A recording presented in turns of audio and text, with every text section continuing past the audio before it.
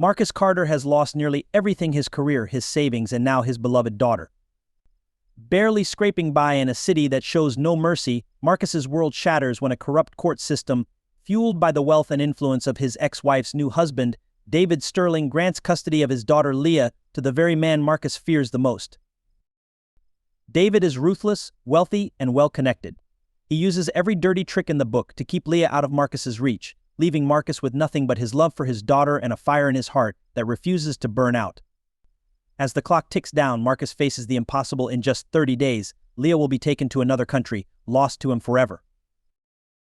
But when all hope seems lost, a powerful ally emerges. Evan Bishop, Marcus's estranged best friend, and unbeknownst to David, the secret majority partner in his empire, arrives with a shocking proposition. With Evan's unexpected support, Marcus is thrust into a world of power plays, betrayal, and high-stakes business. Yet, as Marcus rises against the odds to reclaim custody of his daughter, he discovers that Evan's help may come with strings attached and secrets that could change everything. In a desperate race against time, Marcus must outmaneuver the wealthy and the corrupt, risking everything for the one person he cannot live without. Can a father's love overcome a billionaire's cruelty, or will Marcus be forced to sacrifice his soul to save his daughter? Before we dive into this powerful story, let us know where you're tuning in from, and if you find it compelling, don't forget to hit subscribe. Marcus Carter sat hunched over his small kitchen table, the dim light from the flickering bulb above casting shadows across the stacks of overdue bills and eviction notices. His hands, callous from years of hard labor, shook as he thumbed through the latest notice from his landlord. Another reminder that the rent was past due. But that wasn't what kept him up at night. No, the real nightmare arrived in the mail today, wrapped in a crisp white envelope with the bold letters of a law firm stamped across the front. He had torn it open with trembling fingers, and now its contents lay before him like a death sentence. Custody petition. His ex-wife, Rachel, was suing him for full custody of their daughter, Leah. The court date was set for just 2 weeks from now. Marcus squeezed his eyes shut, trying to drown out the wave of despair that crashed over him. Leah was everything to him. She was the reason he woke up at 4 a.m. every morning to take on double shifts as a construction worker and a janitor. He'd do anything to keep her safe and happy. But how could he fight this? How could a broke, single father stand a chance against the likes of David Sterling, the man Rachel had married? Sterling was everything Marcus wasn't: rich, powerful, and ruthless. He was the kind of man who could bend the law to his will, and Marcus knew the odds were stacked against him. But what choice did he have? Leah needed him, and he couldn't let her grow up in a world where money dictated everything, where love and integrity meant nothing. The shrill ring of his phone broke the silence. Marcus flinched, almost knocking over the half-empty cup of stale coffee. He grabbed the phone and saw Leah's name flashing on the screen. A smile tugged at his lips despite the dread gnawing at his stomach. "Hey, baby girl," he said, forcing cheerfulness into his voice. Daddy. Leah's voice was soft and sweet, a balm to his tired soul. "Can you pick me up from school tomorrow? We're having a bake sale, and I made cookies." Marcus's heart clenched. He hadn't missed a single bake sale, talent show, or school play since Leah was old enough to participate. But with his new schedule at the janitorial job, picking her up was almost impossible. "I'll do my best, sweetheart," he said, trying to mask the guilt. "But if I can't, I'll call Mrs. Hargrove, okay?" There was a slight pause on the other end. "It's okay, Daddy. I know you're working hard." Marcus's throat tightened. Leah was only 8, but she understood more than most kids her age. "I love you, Leah," he whispered. "Love you too, Daddy," and with that, the line went dead. Marcus hung up, staring at the crumpled petition on the table. How was he supposed to tell her that she might not be able to come home to him anymore? That the court might decide she was better off with Rachel and her millionaire husband, in their grand mansion with a pool and a private tutor? The thought made him sick. As he tried to push the fear away, there was a loud knock at the door. His heart leapt into his throat. The last time someone had knocked this late, it was a process server delivering court papers. Steeling himself, Marcus opened the door to find a man in a crisp suit, standing on his worn-out welcome mat. The man's eyes swept over Marcus, taking in his faded t-shirt and work boots. "Mr. Carter," the man said with a slick smile. "Yeah, that's me," Marcus replied, crossing his arms defensively. "I'm here on behalf of Mr. David Sterling," the man continued, pulling out a neatly folded letter. He wanted me to deliver this personally. Marcus took the letter, a knot forming in his stomach. What's this? A final offer, the man said smoothly. Mr. Sterling is willing to settle this custody issue outside of court. If you agree to relinquish custody of Leah, he's prepared to offer a very generous financial package, enough to take care of all your debts. Marcus's vision blurred with rage. You think I'm just going to sell my daughter off like she's a piece of property, he snarled. The man remained unfazed, his smile never wavering. Think it over, Mr. Carter. The court hearing is 2 weeks away, and you know as well as I do that Mr. Sterling's legal team is formidable. It would be wise to consider your options. Marcus slammed the door in the man's face, his chest heaving with fury. He leaned against the door, breathing hard. A part of him was tempted by the offer.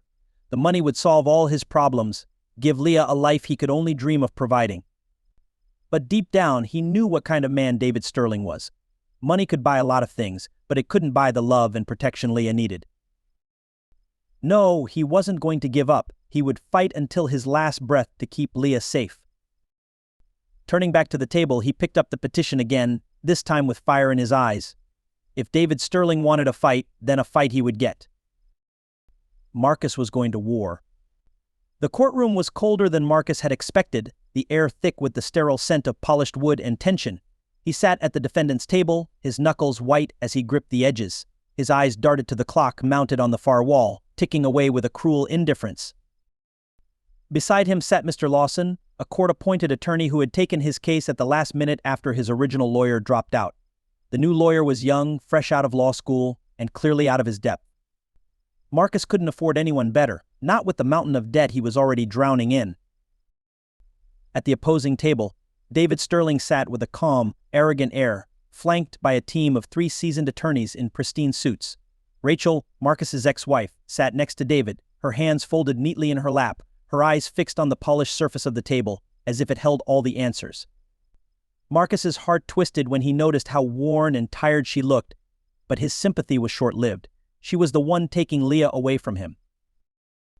The judge, a stern woman with silver hair pinned in a tight bun, called the session to order. Her eyes scanned the room with a look that could freeze water. Let's proceed, she said, her voice echoing through the silent courtroom. David's lead attorney, Mr. Avery, rose smoothly from his seat. Your Honor, we are here today because it is in the best interest of Leah Sterling that she resides with her mother and stepfather, who can provide her with a stable, affluent environment. The child deserves opportunities that Mr. Carter, despite his best efforts, simply cannot afford. Marcus felt the heat rise in his cheeks, but he held his tongue. He had promised himself he wouldn't let his emotions get the best of him here. But it was hard, listening to them talk about his daughter like she was a prize to be won. Mr. Lawson cleared his throat nervously as he stood to counter. Your Honor, my client, Mr. Carter, has been a dedicated, loving father to Leah since the day she was born. He may not have the financial resources that Mr. Sterling has, but he has something money can't buy: love, commitment, and a safe, nurturing home.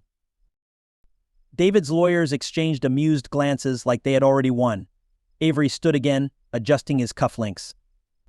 Mr. Carter's financial struggles are well documented. He's currently behind on rent, has outstanding debts, and works 2 low-paying jobs. Meanwhile, my client, Mr. Sterling, can provide Leah with private schooling, extracurricular activities, and access to the best health care. The judge's gaze shifted to Marcus, her eyes narrowing. Mr. Carter, can you speak to these financial concerns? Marcus rose from his chair, feeling every pair of eyes in the room on him. Your Honor. He began, his voice steady despite the fear clawing at his insides. I may not have money, but Leah has never gone a day without food, without love, or without support. I've done everything I can to provide for her. David leaned back in his chair, a satisfied smirk playing on his lips. Rachel's eyes flickered to Marcus for a brief moment, something like regret flashing across her face before she looked away again. The judge turned back to David's lawyer. Do you have any additional evidence to present? Avery nodded, signaling to his team.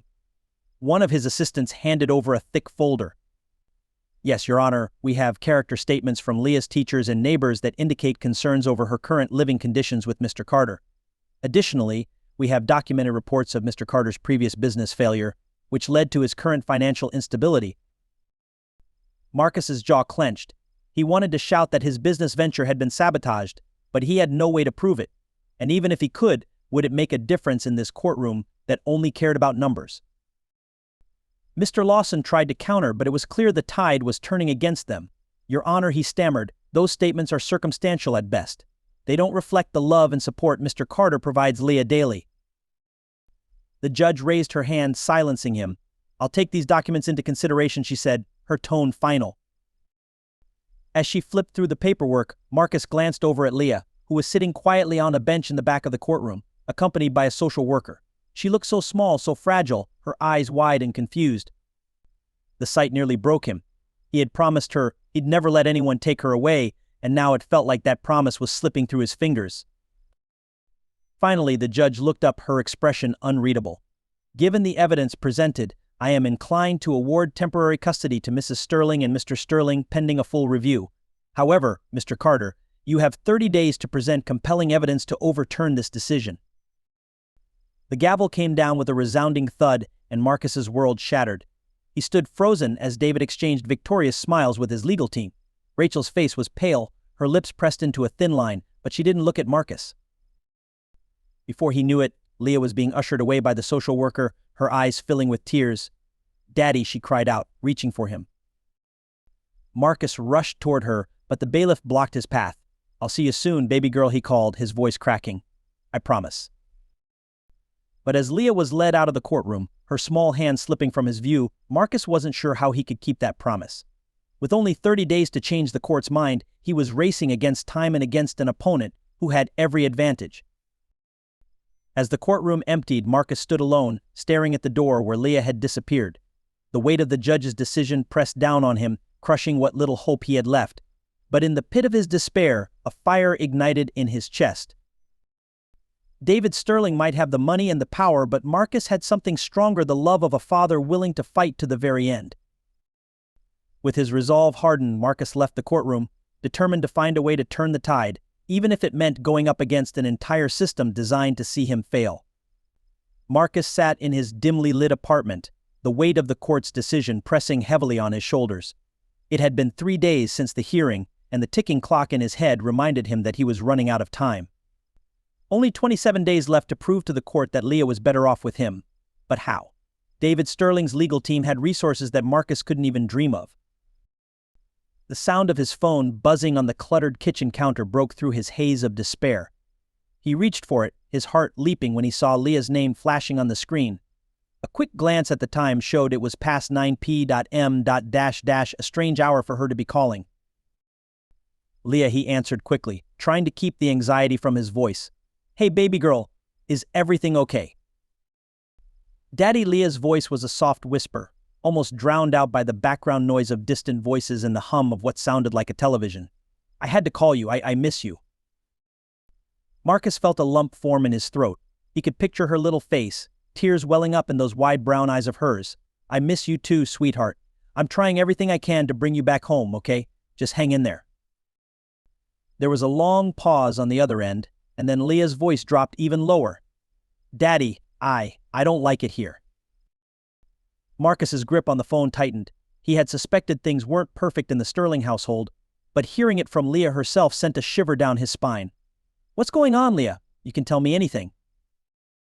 Leah hesitated, her breath shaky. "David, he's really mean. He gets mad at Mommy all the time, and he yells a lot. Sometimes he gets mad at me too." Marcus's heart clenched as he fought to keep his voice steady. "What do you mean, baby? Does he hurt you?" There was another pause, and then Leah's voice came out, trembling and small. "He doesn't hit me, but he locked me in my room yesterday because I spilled juice on the carpet. I was scared, Daddy." Rage boiled up inside Marcus like a volcano. He had known that David was a cold, controlling man, but he never imagined he'd go so far as to intimidate a child. The courts might have been blind to David's true nature, but Marcus wasn't. He wouldn't let this stand. "Listen to me, Leah," he said, keeping his tone calm even though his hands were shaking. "I'm going to fix this. I promise you I'm going to get you out of there. But I need you to stay strong, okay?" "Okay, Daddy," Leah whispered, her voice wavering. "Can I come home soon? I don't want to be here anymore." Tears prickled at Marcus's eyes. It took every ounce of strength he had to keep himself from breaking down. I'm working on it, baby girl. Just hold on a little longer. I love you, more than anything in the world. I love you too, Leah whispered before the line went dead. Marcus stared at the phone, his mind racing. He needed proof, something that would show the court that Leah was in danger. He had Leah's confession, but how could he use it without making things worse? If David found out she had told him anything, Marcus feared how he might retaliate. Determined, Marcus pulled out an old voice recorder from his desk drawer. He had bought it years ago when he was still trying to get his business off the ground. It was cheap and battered, but it would have to do. He couldn't afford anything better. He replayed Leah's call in his mind, regretting that he hadn't thought to record it. But maybe, just maybe, he could get Leah to talk again and capture her words this time. It was risky. He didn't want to put her in any more danger, but what other choice did he have? Taking a deep breath, Marcus made a quick call to his lawyer, Mr. Lawson.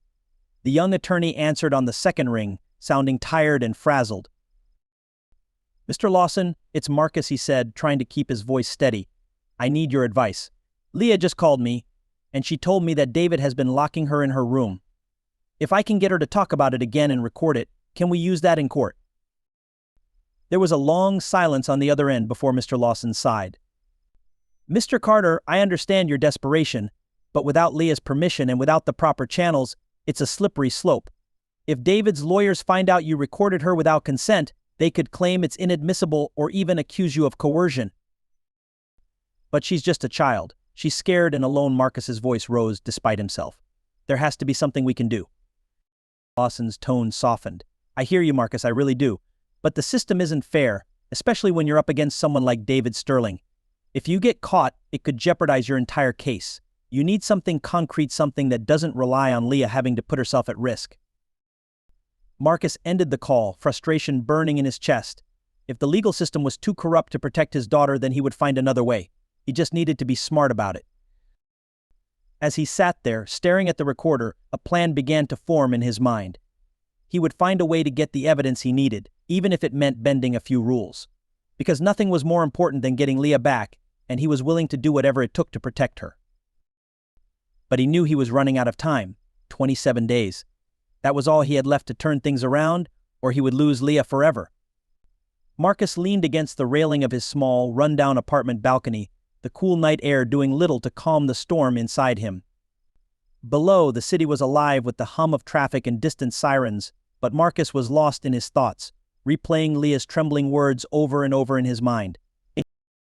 He needed proof, something solid that would force the court to listen. But the only person who could truly confirm what was happening behind the closed doors of David Sterling's mansion was the one person Marcus couldn't trust anymore, his ex-wife, Rachel. The thought of seeing Rachel again twisted a knife in his heart. She had been the love of his life once, back when they were young and believed they could conquer anything together. They had shared dreams of starting a business, building a life for Leah, and growing old side by side. But all those dreams had turned to dust when Marcus's business collapsed, taking their savings and their marriage with it. The sound of his phone vibrating on the kitchen counter broke him from his thoughts. He picked it up and saw a message from an unknown number. I need to talk to you. Tonight, Cafe Blue at 10 p.m., Rachel. Marcus stared at the message, his heart skipping a beat. It had been months since he'd seen Rachel outside of courtrooms and tense handoffs of Leah. What could she possibly want to talk about now? He didn't have time to second-guess it. If there was even the slightest chance Rachel might help him, he had to take it. Grabbing his worn jacket, he headed out the door, hoping against hope that he might find an ally where he least expected it.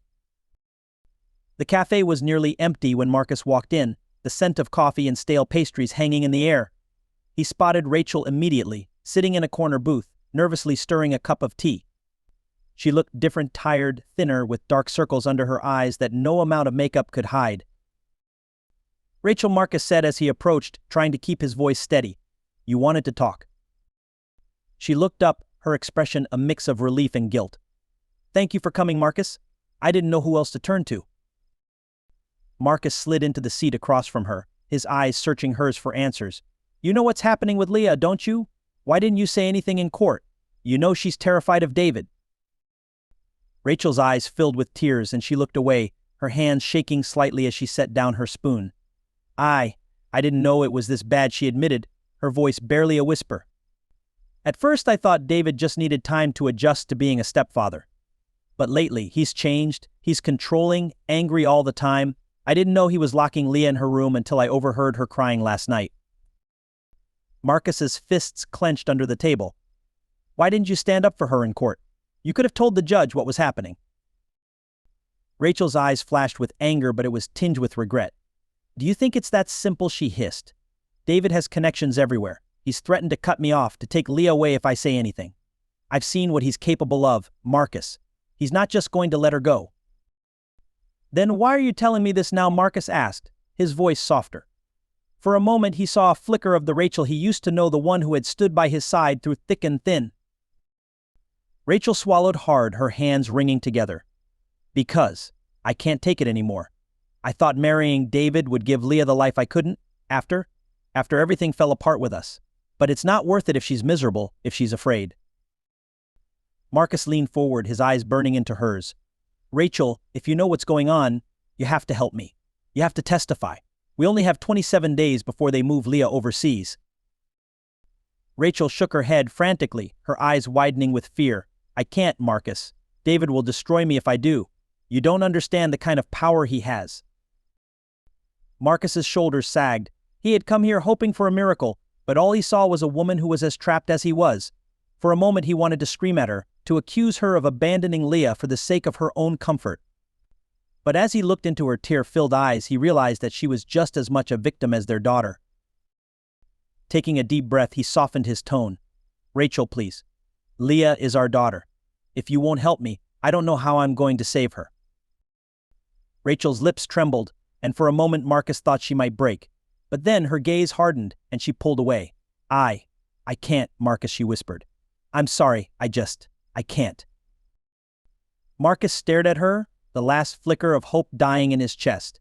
He had been counting on Rachel, thinking that maybe, just maybe, she would put Leah's needs above her fear of David. But now, it was clear he was on his own. As he stood to leave, Rachel reached out and grabbed his wrist. Wait, she said, her voice barely a whisper. There might be another way. Marcus turned back, eyes narrowing. What do you mean? She hesitated, glancing around to make sure no one was listening. David keeps documents. Records of everything he's done, his business deals, his threats, everything. If you can get your hands on those files, it might be enough to prove what kind of man he really is. Marcus's heart quickened. Where are they? In his home office. He's paranoid, so he keeps them locked in a safe. She met Marcus's eyes, her gaze filled with a desperate plea. But if you get caught, it's over? He'll destroy you, Marcus? Marcus nodded slowly, understanding the risk. But if those documents could prove David's corruption and get Leah back, it was worth it. I'll figure it out, he said, turning to leave. Thank you, Rachel. Marcus, she called after him, her voice wavering. Be careful. He didn't turn back. As he walked out into the cold night, his mind raced with the possibilities. If he could get those files, he might just have a chance. But the clock was ticking, and time was running out. Marcus had one last shot to save his daughter, and he wasn't going to waste it. Marcus paced nervously outside the courtroom, his worn shoes scuffing against the polished marble floors. Today was supposed to be his chance to turn things around, a last-ditch effort to convince the judge that Leah was better off with him. Armed with the new information Rachel had given him, Marcus had worked through the night, gathering every piece of evidence he could find to expose David Sterling for the manipulative monster he was. His new lawyer, Mr. Lawson, stood beside him, flipping through a thick file of papers. Marcus had never seen the young attorney look so tense. Are you sure about this? Marcus asked, watching Lawson's furrowed brow. Lawson nodded, though his eyes didn't leave the documents. If we can get these records admitted, it could be a game changer. But we have to play this carefully. David's legal team will do everything they can to discredit it. Marcus took a deep breath, trying to steady the nerves twisting in his stomach. Leah's stomach. Leah's future depended on what happened today. He couldn't afford to mess this up. The courtroom doors swung open, and a bailiff called for the parties to enter. Marcus's heart pounded as he walked into the room, his gaze immediately landing on the far side where David Sterling sat. As always, David looked immaculate, his suit perfectly tailored, his expression smug. Rachel was there too, sitting beside him with her hands clasped tightly in her lap. She didn't look at Marcus, but he could see the worry etched into her face. The judge, a stern-looking woman with a no-nonsense demeanor, entered the room and took her seat at the bench. "Let's proceed," she said, her voice carrying a tone of impatience. "Mr. Lawson, you may present your new evidence." Lawson cleared his throat and stood. "Your Honor, we have obtained records that reveal a pattern of coercion and financial manipulation orchestrated by Mr. David Sterling. These documents include proof of threats made against witnesses and former employees who refused to testify against my client.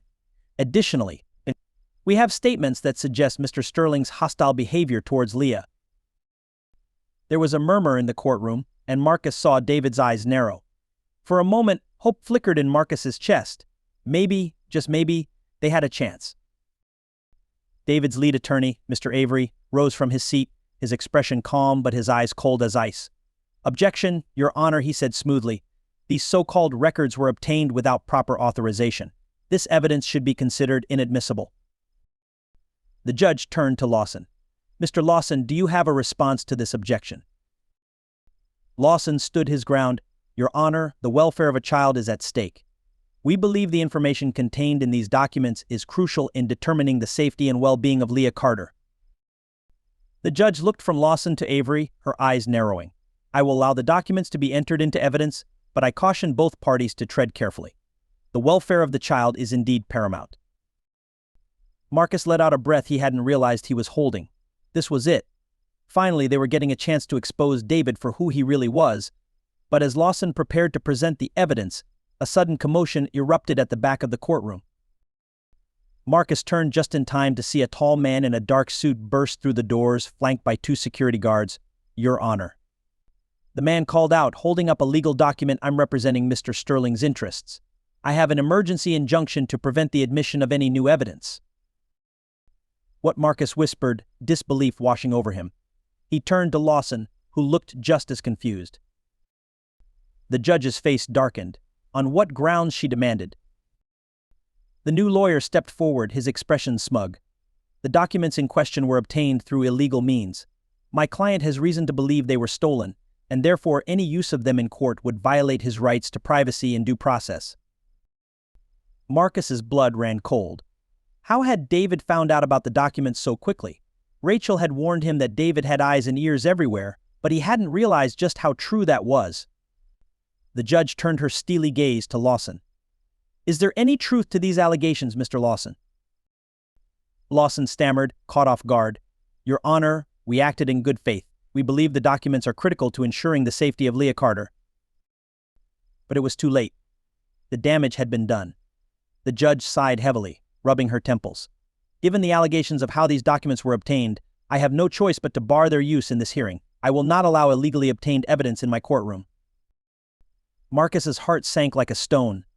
The air seemed to leave the room as he realized that their last shot at proving David's abusive behavior had just slipped through their fingers. David leaned back in his chair, a satisfied smile playing on his lips as his lawyers exchanged triumphant glances. Rachel's face was pale, her eyes wide with guilt, but she remained silent, her hands shaking on her lap. As the judge prepared to adjourn the session, Marcus couldn't stay silent any longer. "Your Honor, please," he pleaded, standing up despite the sharp look Lawson shot him. "I'm begging you." "Leah's terrified of that man. She called me crying, saying he's locking her in her room and threatening her. She's just a child." The judge's expression softened for a moment, but she quickly regained her composure. "Mr. Carter, while I understand your concerns, the law is clear. I cannot make a decision based on unverified claims and inadmissible evidence. If you have legitimate, legally obtained proof, present it within the next hearing." With that, she banged her gavel, bringing the session to a close. Marcus collapsed back into his chair, feeling the weight of defeat crush him. The 30 days were slipping away faster than he could catch them, and now it felt like the last hope he had to save Leah had just been ripped from his grasp. As the courtroom emptied, Marcus saw Rachel linger by the door. She glanced over her shoulder at him, guilt and fear warring on her face. But before he could say anything, David grabbed her arm and pulled her away, leaving Marcus alone in the courtroom with his despair. Outside, Marcus walked in a daze, the sounds of the city muffled by the pounding in his ears. His phone buzzed in his pocket, but he ignored it. He was out of options, out of time. The system was rigged, and he was losing Leah, no matter how hard he fought. But as he trudged down the courthouse steps, he felt a sudden tap on his shoulder. Turning, he found himself face to face with a man he hadn't seen in years. "Marcus," the man said, a hint of urgency in his voice. We need to talk. I might have a way to turn this around." Marcus blinked, recognizing the familiar face. It was Evan Bishop, his childhood friend, the one person he never expected to see again. "What are you doing here?" Marcus asked, hope flickering in his chest for the first time in days. Evan's eyes were hard, his expression serious. "I heard about what's happening with Leah, and I think I can help." Marcus stared at Evan Bishop, disbelief etched across his face. He hadn't seen Evan in nearly a decade, not since their lives had diverged so drastically. Back then, they had been inseparable brothers in everything but blood. But when Marcus's business fell apart, Evan had seemingly vanished, climbing the corporate ladder while Marcus struggled just to survive. "What are you doing here?" Marcus asked, unable to mask the mix of suspicion and hope in his voice. Evan gestured for Marcus to follow him out of the bustling courthouse. "Not here. Let's talk somewhere private," he said, his voice low and urgent. Marcus hesitated, but what choice did he have? With the way things were spiraling, he couldn't afford to turn away any potential help, even if it came from someone who had abandoned him when he needed it most. He nodded reluctantly and followed Evan down the crowded sidewalk. 15 minutes later, they were sitting in a dimly lit corner of a quiet bar a few blocks away. The smell of old wood and spilled beer clung to the air, a far cry from the upscale places Evan likely frequented now. Evan ordered a couple of beers, but Marcus ignored his, too keyed up to drink. "All right, Evan," Marcus said, crossing his arms defensively. "What's this all about? Why show up now, after all these years?" Evan leaned forward, his expression serious. "I've been keeping tabs on you, Marcus. I know about the custody battle with Leah. I came because, well, let's just say I have some leverage that might help you."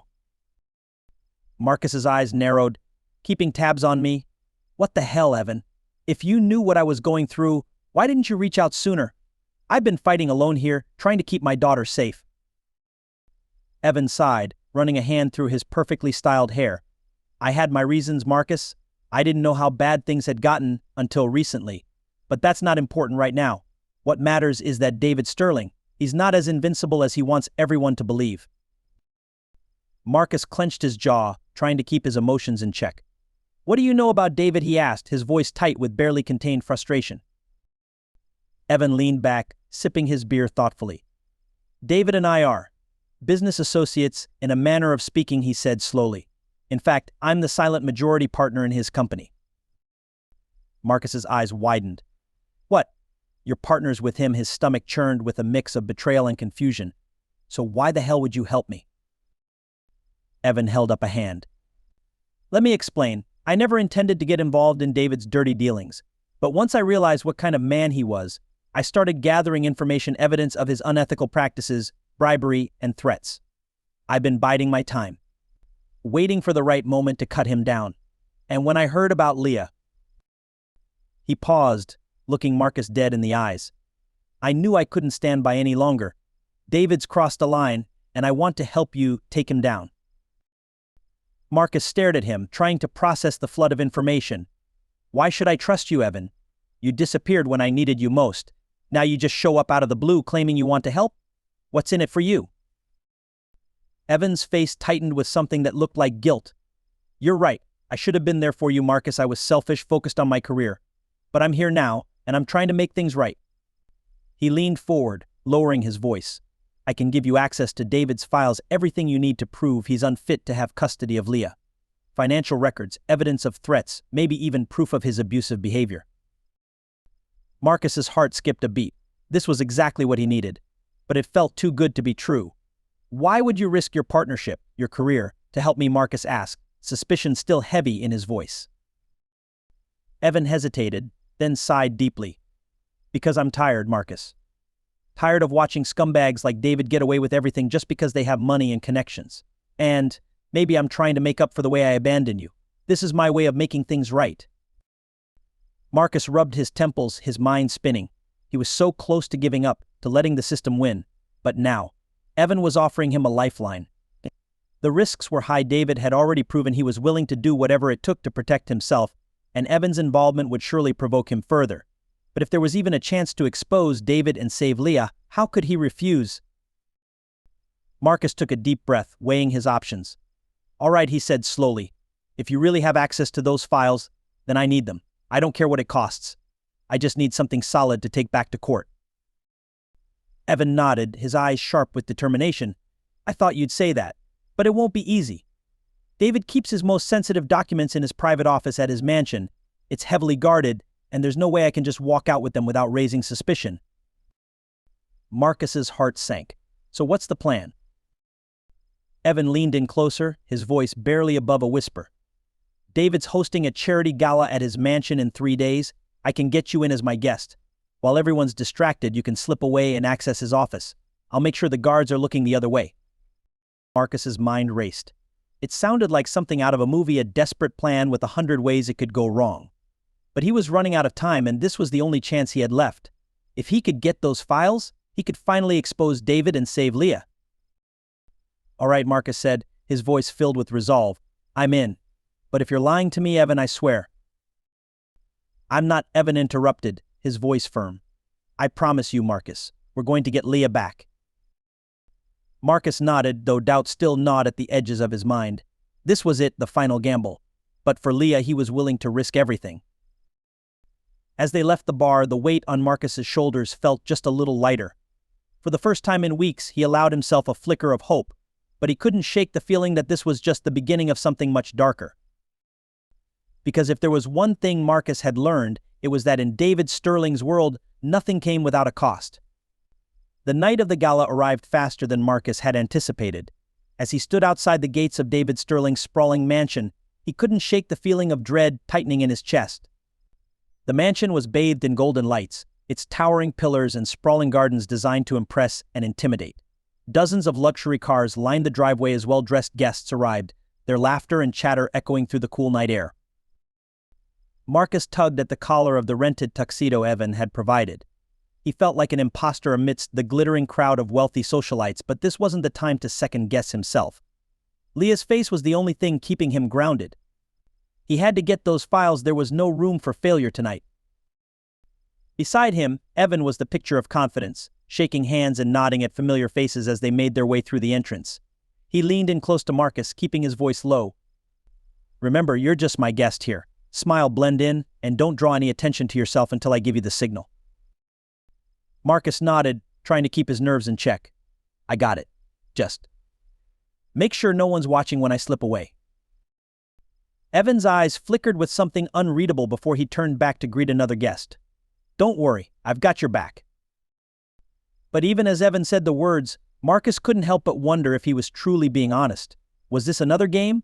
Another trap laid by someone he once trusted? He couldn't afford to think like that. Leah's safety was on the line. Inside, the mansion was even more opulent than Marcus had imagined. Crystal chandeliers sparkled overhead, casting a warm glow over the guests who mingled with glasses of champagne in hand. A live orchestra played soft music in the background, adding to the air of elegance and excess. Marcus felt out of place among the designer gowns and tailored suits, but he kept his head down, focusing on the mission. Wait here, Evan whispered as they reached a corner of the grand ballroom. I need to make sure the security detail in the East Wing is distracted. When you see me signal, head through that door. He nodded toward a hallway guarded by 2 burly men in black suits. David's office is at the end. Marcus's throat was dry, but he forced himself to nod. All right, I'll be ready. Evan gave him a brief, reassuring squeeze on the shoulder before disappearing into the crowd, his easy charm on full display as he greeted more guests. Marcus watched him go, the knot of anxiety in his stomach tightening. He had no choice but to trust Evan now. As he waited, Marcus scanned the room, trying to look as casual as possible. He spotted Rachel across the ballroom, standing next to David, who was busy entertaining a group of investors. Rachel's eyes met Marcus's for a brief moment, a flicker of recognition, and something like fear in them. She quickly looked away, focusing on her husband, who hadn't noticed their silent exchange. Marcus's heart ached at the sight of her. She looked more like a prisoner than the wife of a millionaire, her smile brittle, her eyes hollow. He couldn't dwell on it now. He needed to focus on getting to David's office and retrieving those files. After what felt like an eternity, Marcus saw Evan subtly raise his glass from across the room. That was the signal. Marcus took a deep breath, straightened his jacket, and casually made his way toward the guarded hallway, trying to move with the confidence of someone who belonged there. As he approached the guards, his heart pounded so hard he was sure they could hear it. But just as he neared them, one of the guards received a call on his earpiece and nodded to the other. They both turned away, heading in the opposite direction. Evan came through, Marcus thought with a surge of relief. This was his chance. He slipped through the door and into the dimly lit hallway beyond. The sound of the party faded as he hurried down the corridor, his footsteps muffled by the plush carpet. Every second felt like an eternity, but he pushed the anxiety aside and focused on the task at hand. David's office was exactly where Evan had said it would be, at the end of the hall behind a thick wooden door. Marcus reached for the handle, praying it wasn't locked. To his surprise, the door clicked open, and he quickly stepped inside, closing it quietly behind him. The office was massive, with floor-to-ceiling bookshelves, a mahogany desk, and a large window overlooking the estate grounds. But Marcus had no time to admire the luxury. He immediately went to the desk, searching for the safe Rachel had told him about. Sweat beaded on his forehead as he frantically pulled open drawers, looking for anything that might reveal the safe's location.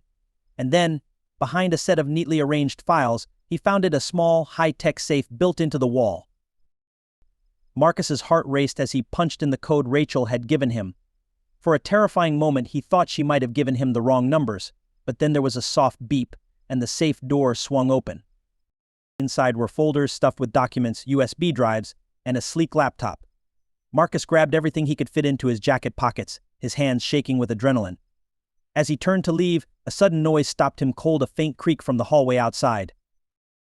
Marcus froze, straining to listen. Footsteps. Someone was coming. Damn it, he had to move.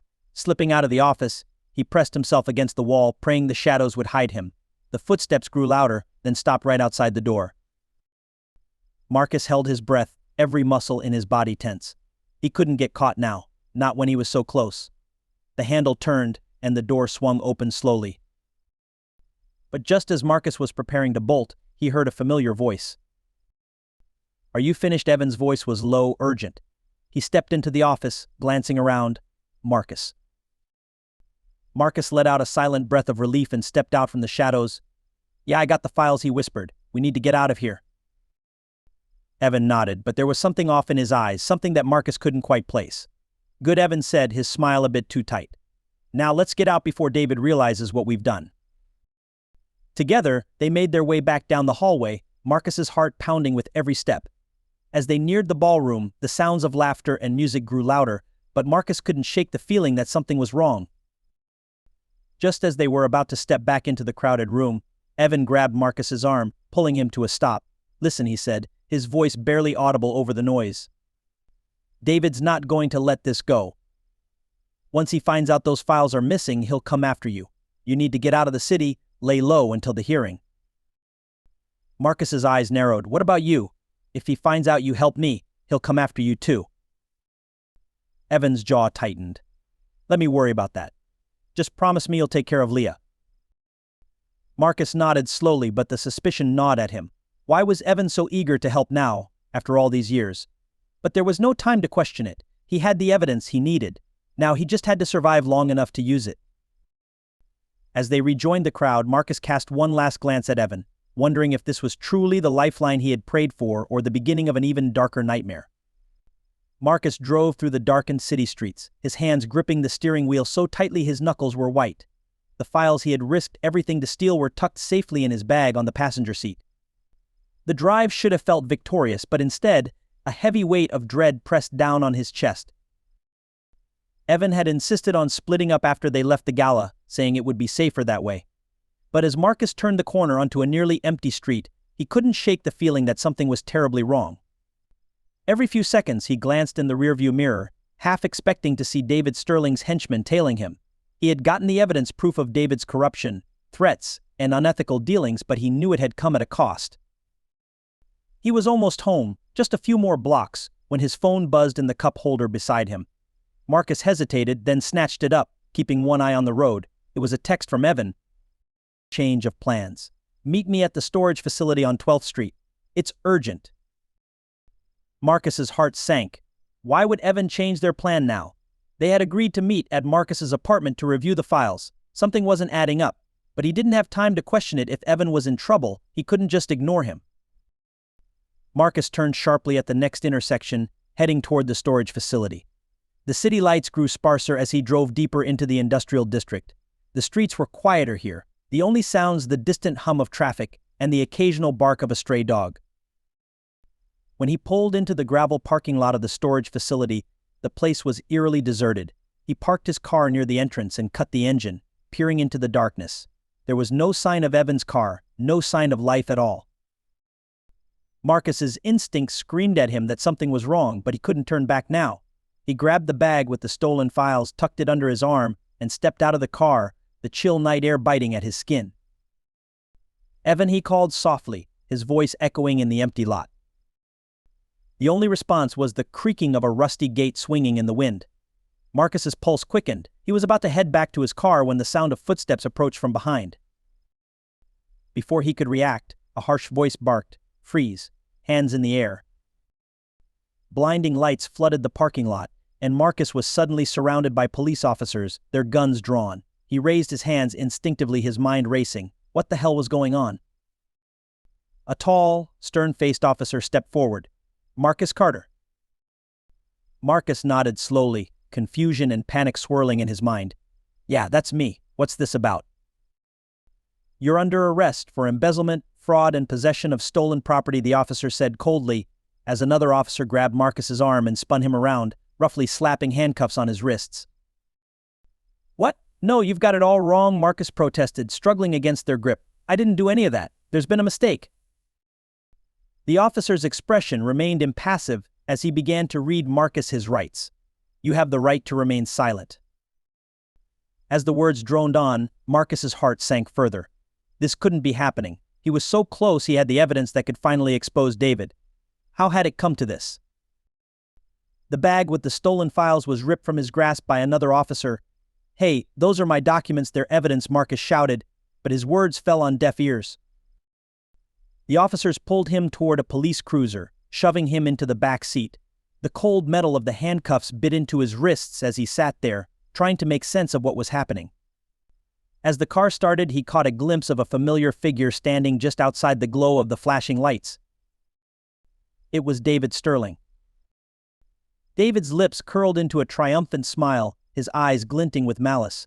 The realization hit Marcus like a punch to the gut. He had walked straight into a trap.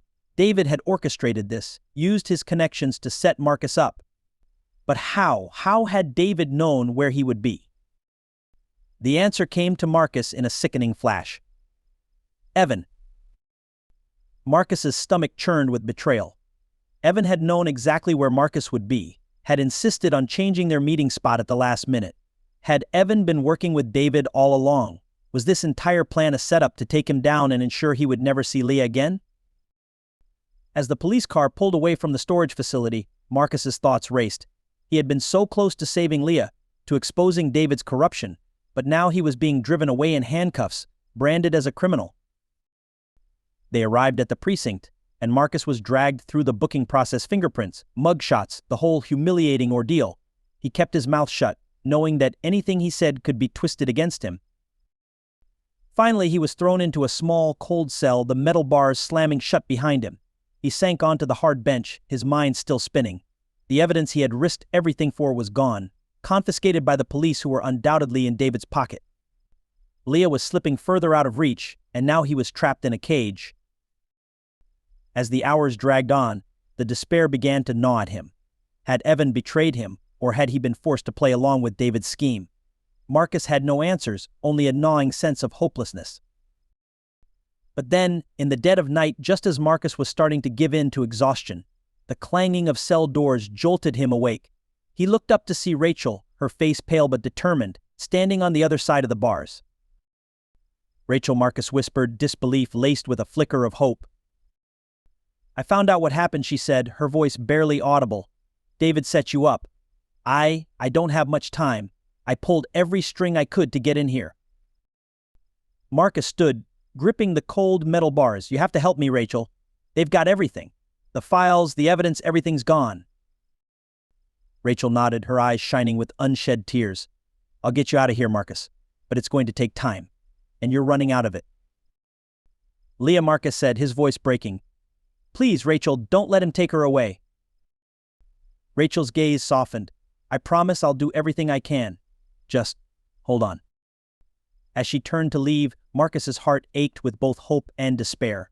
He was trapped, his plan in ruins, but if Rachel was truly on his side, maybe there was still a sliver of hope left. But the question lingered in his mind, could he trust her? Or was this just another trick in David's cruel game? Marcus sat on the cold bench of the jail cell, his head in his hands, trying to piece together how everything had gone so wrong. The sound of dripping water from a distant pipe and the occasional shuffle of guards' footsteps were the only noises breaking the oppressive silence.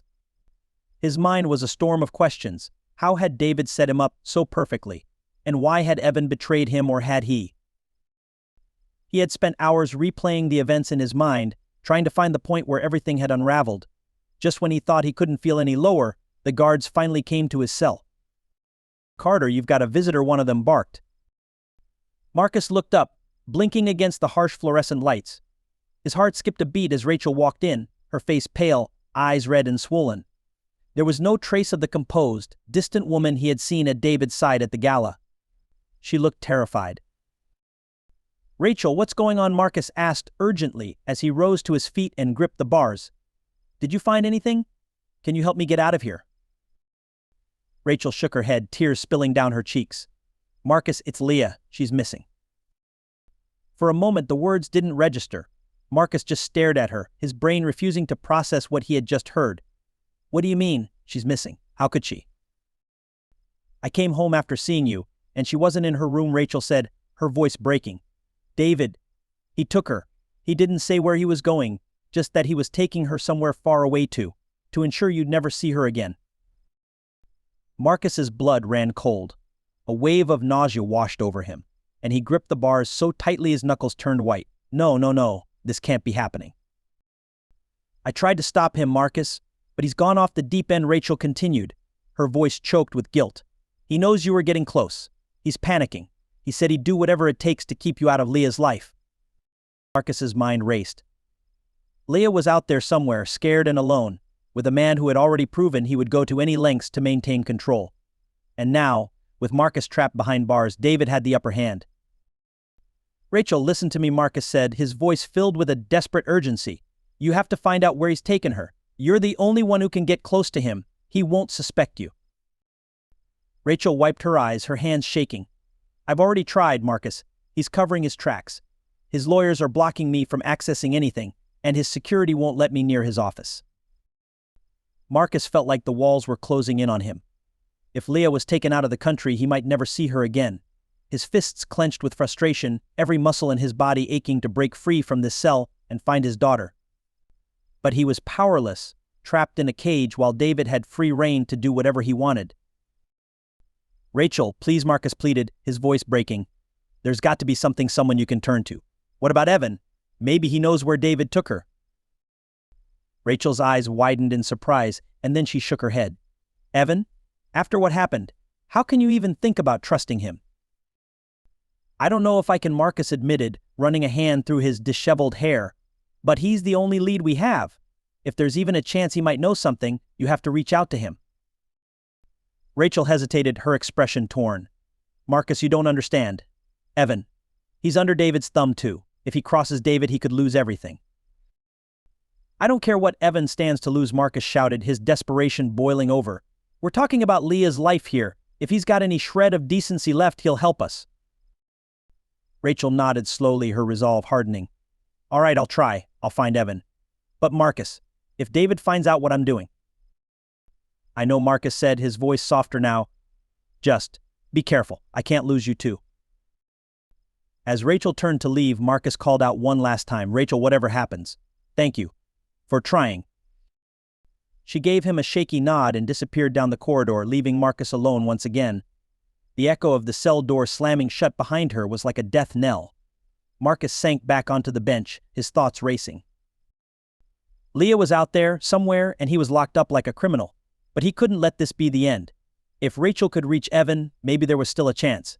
Maybe Evan had played a double game, pretending to betray Marcus to stay close to David. Or maybe he truly had betrayed him, only to realize too late that Leah's safety was on the line. Marcus couldn't rely on maybes. He had to act. But first he needed to get out of this cell. He needed to find a way to break free, to get back on the streets, where he could actually do something to find Leah. He looked around the small cell, taking in every detail, searching for a crack, a weakness, anything he could use to escape. If Rachel couldn't get him out legally, he would have to figure out another way. Because one thing was clear, the clock was ticking, and Leah's life was hanging in the balance. Then, as if in answer to his prayers, the sound of hurried footsteps approached. The same guard who had brought Rachel in earlier appeared, unlocking the cell door. "Mr. Carter," the guard said, his expression conflicted. "You've got another visitor, and, well, he pulled a lot of strings to see you." Marcus's heart leapt into his throat as Evan Bishop stepped into the dimly lit corridor, his face shadowed and serious. "Marcus," Evans said quietly, his voice filled with something that sounded like regret. "I know you don't trust me, but I swear I didn't know David was going to take Leah. I'm here to help you, if you'll let me."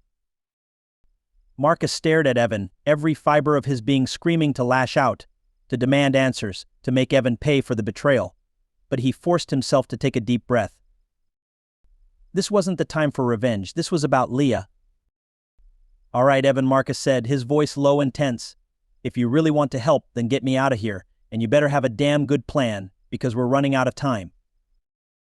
Evan nodded, a determined look in his eyes. "I do, but it's going to be risky. David's covered his tracks well, but I know where he might have taken Leah, and we have to move now." As the guard turned away to give them privacy, Marcus stood up, a fire igniting in his chest. He wasn't beaten yet. David had taken everything from him, but he was about to learn just how far a desperate father would go to protect his child. The warehouse district was dark and foreboding, the air heavy with the scent of oil and decay.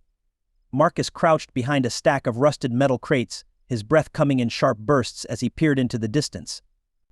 The sound of waves crashing against the docks echoed around him, a haunting backdrop to what he knew would be a dangerous confrontation. Evan crouched beside him, a flashlight tucked into the pocket of his jacket. His face was tense, his eyes darting nervously between Marcus and the large, dimly lit warehouse up ahead. "This is it," Evan whispered, pointing toward the building. "David's got her in there, I'm sure of it." Marcus's heart pounded at the thought of Leah being so close yet so far. "Are you absolutely sure she's inside?" he asked, his voice raw with desperation. "If you're wrong." "I'm not wrong," Marcus Evan interrupted, his voice steady. "I double-checked. This warehouse belongs to one of David's shell companies. He's using it as a safe house." Marcus's eyes narrowed as he studied Evan's face, searching for any hint of deception. He still wasn't sure he could trust his old friend, but at this point he had no choice. Leah's life was on the line, and he had to take that risk. "All right," Marcus said, taking a deep breath to steady himself. "Let's do this. But if you betray me again, Evan, I swear." "I know," Evan said, raising his hands in a gesture of surrender. "I'm on your side, Marcus. Let's get Leah out of there." With a nod, Marcus adjusted the strap of the small backpack slung over his shoulder. Inside, he carried the last few pieces of evidence they had managed to recover, just enough, he hoped, to prove David's abuse and manipulation. But first, they had to get Leah out safely. The two men crept forward, moving as silently as shadows along the side of the building. The moon was hidden behind thick clouds, providing just enough darkness to keep them concealed. As they reached the back entrance, Evan pulled out a set of lockpicks and quickly went to work. Marcus kept watch, his heart pounding louder with each passing second. The minutes felt like hours, the tension stretching his nerves to the breaking point. Finally, there was a soft click, and Evan pushed the door open. They slipped inside, the air thick with dust and the faint smell of mold. The warehouse was mostly empty, save for a few scattered crates and rusted machinery, but as they moved deeper into the building, they could hear muffled voices coming from a room at the far end. Evan gestured for Marcus to follow, and together they crept toward the source of the noise. Marcus's heart leapt when he heard it, a child's voice, small and frightened. "Leah." Marcus nearly broke into a run, but Evan grabbed his arm, pulling him back. "Wait," Evan whispered urgently. "There are guards posted outside that room. We can't just barge in." "Then what do we do?" Marcus whispered back, his eyes wild with panic. Evan reached into his jacket and pulled out a small canister. "I've got tear gas. We can use it to disorient the guards. But we have to be quick. Once we set it off, we'll only have a few minutes before they call for backup." Marcus nodded, the adrenaline surging through his veins. "Do it." Evan twisted the cap off the canister and lobbed it toward the room. There was a soft hiss as the gas began to spread, followed by the sound of coughing and shouts from the guards. Marcus didn't wait, he charged forward, ignoring the burning in his eyes and throat. The guards were already stumbling out of the room, clutching their faces. Marcus plowed through them, using his momentum to knock one to the ground and shove another aside. He burst into the small room beyond, his eyes frantically scanning for Leah. There she was, huddled in the corner, her hands tied and her face streaked with tears. "Daddy," she screamed as soon as she saw him. Leah. Marcus rushed to her side, pulling her into his arms. "It's okay, baby. I'm here. I've got you." Leah clung to him, her small body trembling. "I was so scared, Daddy. David said he was going to take me away forever." Marcus's heart shattered at the fear in her voice. "I'm not going to let him take you, Leah. I promise." He quickly untied her hands and helped her to her feet. "We have to go. Can you run?" Leah nodded, wiping her eyes. "Yes, I can." As they turned to leave, Marcus heard a familiar, chilling voice behind him. "Not so fast." David Sterling stood in the doorway, flanked by two more guards. His eyes were cold, his lips twisted into a cruel smile. "Did you really think you could waltz in here and take her from me?" he sneered. Marcus pushed Leah behind him, his fists clenched. "This ends now, David.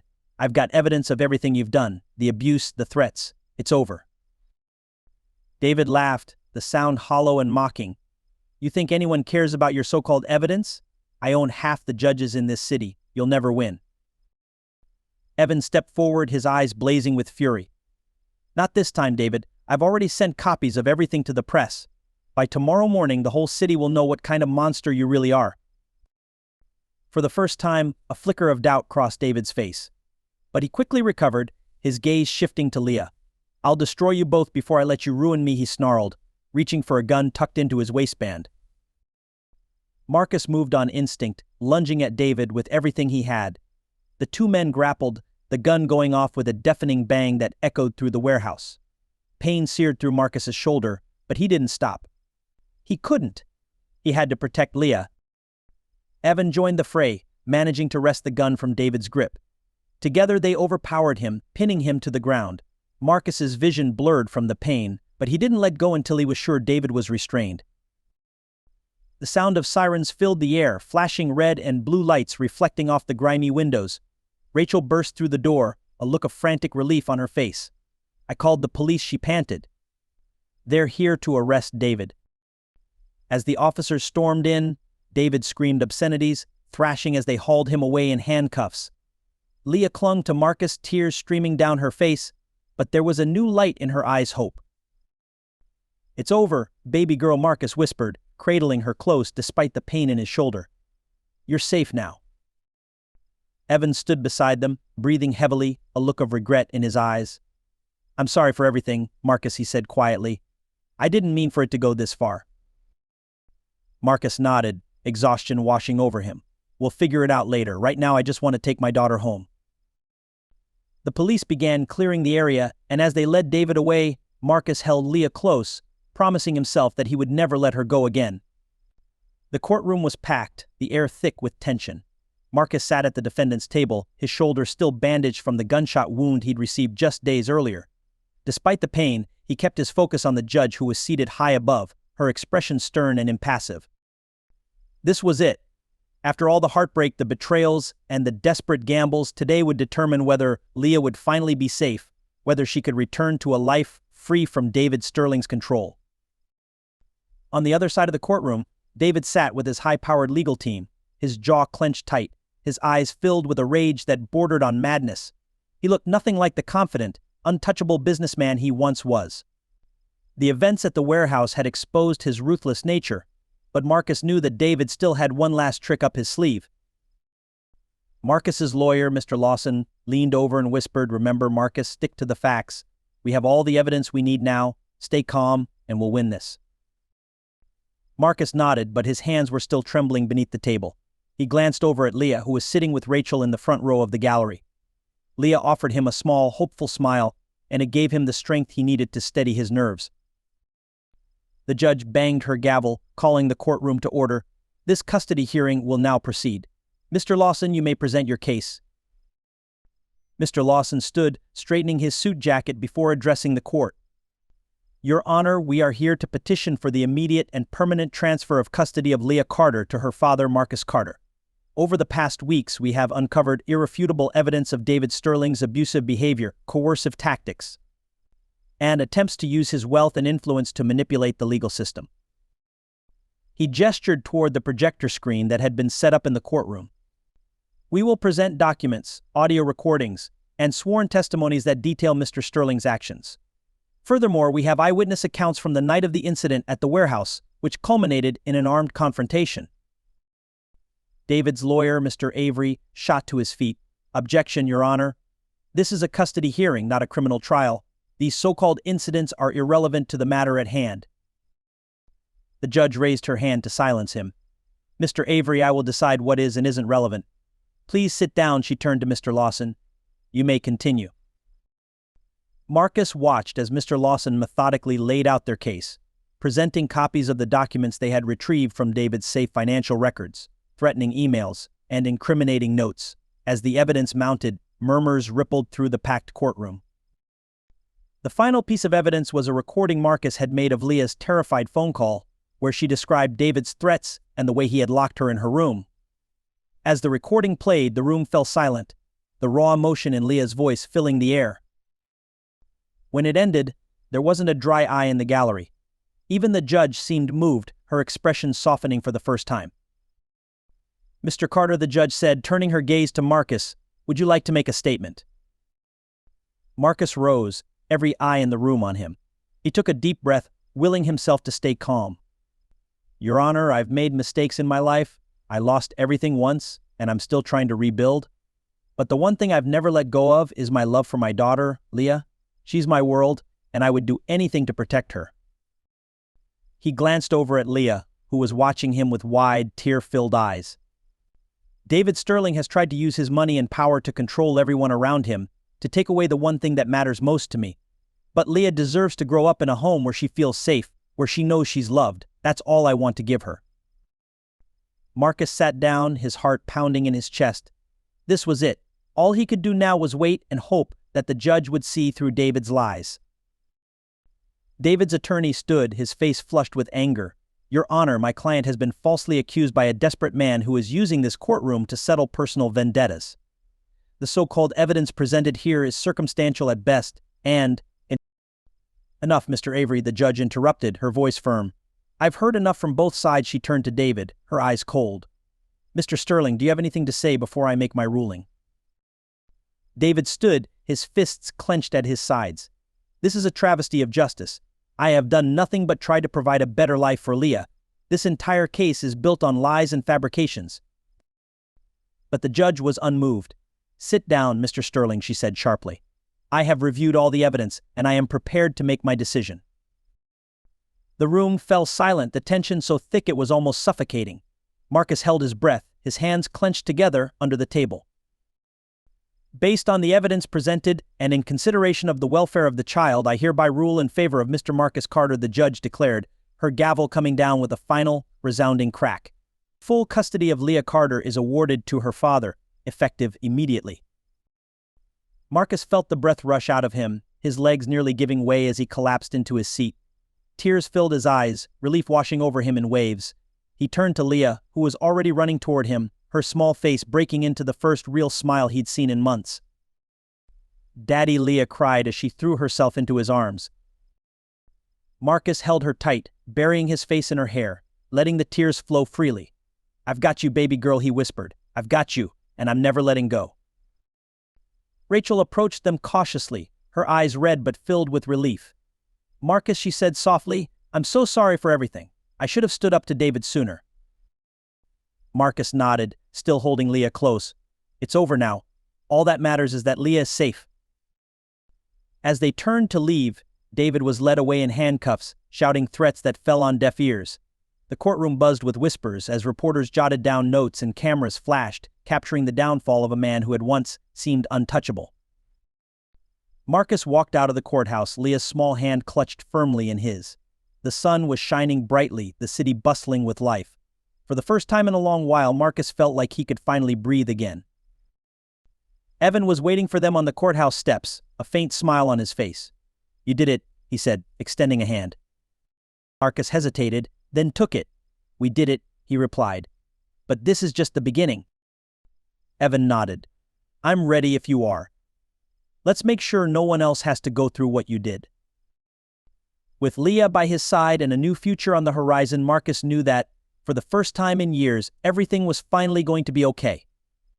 A soft breeze rustled through the trees as Marcus stood on the balcony of his new apartment, overlooking the city that had once seemed so harsh and unforgiving.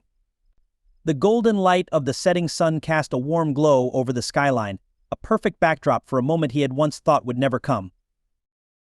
"Daddy, look, I did it," Leah's excited voice called from inside. Marcus turned to see her in the living room, proudly holding up a drawing she had just finished. It was a colorful picture of the two of them, standing side by side, hand in hand, with big smiles on their faces. Marcus's heart swelled. "That's beautiful, sweetheart," he said, walking over to her. He knelt down to take a closer look, running a gentle hand through her curls. "I love it. How about we put it on the fridge?" Leah grinned and nodded eagerly. "Okay, can we get ice cream afterward to celebrate?" Marcus chuckled. "I think we deserve that," he said, glancing over at the kitchen where Rachel was setting plates on the table. She looked up and smiled, a soft, genuine smile that held none of the tension or fear he had grown used to seeing in her.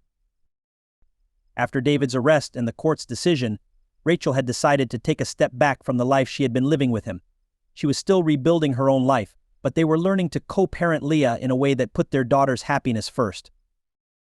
Marcus stood up and walked over to Rachel. "Thanks for coming over tonight," he said quietly. "I know it hasn't been easy." Rachel nodded, her eyes glistening with unshed tears. "I just want to make things right, Marcus. I was blind for so long, but you never gave up on Leah. I'm grateful for that." Marcus placed a hand on her shoulder, giving it a gentle squeeze. "We all made mistakes, Rachel, but we're here now, and that's what matters." They both turned as Leah bounded into the kitchen, her eyes shining with joy. "Can we have chocolate and strawberry ice cream, Daddy?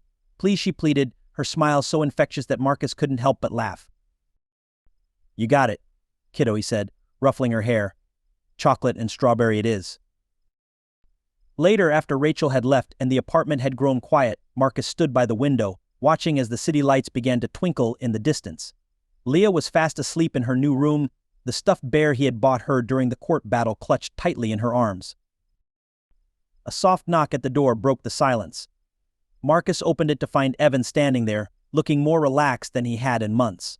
"Hope I'm not interrupting," Evan said with a crooked grin, holding up a bottle of whiskey. "I figured we could use a drink." Marcus stepped aside to let him in. "You're just in time," he said with a faint smile. "Leah's finally asleep. I could use something stronger than water." They settled on the balcony, each holding a glass as they watched the stars emerge in the night sky. For a while they just sat in comfortable silence, the weight of everything they'd been through slowly lifting. "I owe you an apology," Evan said finally, his voice soft and sincere. "I should have been there for you years ago, and when I did try to help, I nearly made everything worse. I don't expect you to forgive me." Marcus took a long sip of his drink, letting the burn settle in his chest. "You messed up, Evan," he said quietly. "But in the end, you helped me get my daughter back. That's what matters." Evan nodded, staring down at his glass. "I've been thinking about everything. About how David and people like him have been getting away with their schemes for too long." He looked up, his eyes sharp with a newfound determination. "I'm ready to turn things around, Marcus. I want to do some good for once, and I was hoping you'd join me." Marcus raised an eyebrow. "What are you talking about?" "I've got control of David's company now," Evan explained. "And I've already started cleaning house. But I don't just want to fix what he broke. I want to do something meaningful, something that helps people like you. People who don't have the resources to fight back when the system is stacked against them." Marcus listened, a spark of hope igniting in his chest. "What are you suggesting?" "A foundation," Evan said, leaning forward. "We could use the resources from the company to fund legal aid for parents fighting for custody, for families torn apart by corruption. We can make a real difference." Marcus's mind raced. After everything he'd been through, he knew how hard it was for people like him to stand up against the powerful. The idea of helping others in his situation, of giving back to those who were struggling as he had it, felt like a way to turn all the pain into something meaningful. "All right," Marcus said finally, extending his hand. "Let's do it." Evan shook his hand, a genuine smile spreading across his face. Here's to new beginnings. As the night wore on, Marcus stood by Leah's bedroom door, watching her sleep peacefully for the first time in months. He felt lighter than he had in years, the shadows that had once loomed so large finally lifting. He leaned down and kissed Leah's forehead, whispering, "We made it, baby girl. We're free." Walking back to the balcony, Marcus took in the sight of the city, now a beacon of opportunity rather than a prison. He had faced his demons, fought against impossible odds, and won. But more than that, he had found a way to turn his pain into a purpose, to make sure no one else had to go through what he did. As he lifted his glass in a silent toast to the future, Marcus knew that, for the first time in a long time, he and Leah were truly free to start over, together.